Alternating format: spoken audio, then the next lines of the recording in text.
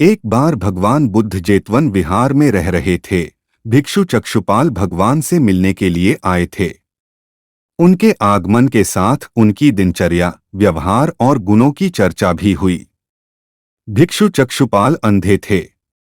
एक दिन विहार के कुछ भिक्षुओं ने कुछ मरे हुए कीड़ों को चक्षुपाल की कुटी के बाहर पाया और उन्होंने चक्षुपाल की निंदा करनी शुरू कर दी कि उन्होंने इन जीवित प्राणियों की हत्या की।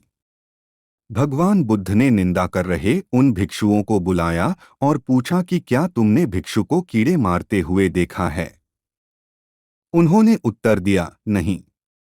इस पर भगवान बुद्ध ने उन साधकों से कहा कि जैसे तुमने उन्हें कीड़ों को मारते हुए नहीं देखा, वैसे ही चक्षुपाल ने भी उन्हें मरते हुए नहीं देखा और उन्होंने कीड़ों को जानबूझकर नहीं मारा है, इसलिए उनकी भर्त्सना करना उचित नहीं है।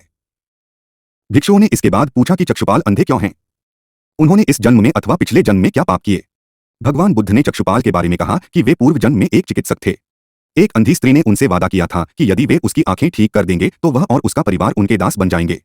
स्त्री की आंखें ठीक हो गईं, पर उसने दासी बनने के भय से यह मानने से इनकार कर दिया। चिकित्सक को तो पता था कि उस स्त्री की आंखें ठीक हो गई हैं। वह झूठ बोल रही है। उसे सबक सिखाने के लिए या बदला लेने के लिए चक्षुपाल ने दूसरी दवा दी। उस दवा से महिला फिर अंधी हो गई। वह कितना ही रोई पीटी, लेकिन चक्षुपाल जरा भी नहीं पसीजा। इस पाप के फलस्वरूप अगले जन्म में चिकित्सक को अंधा बनना पड़ा।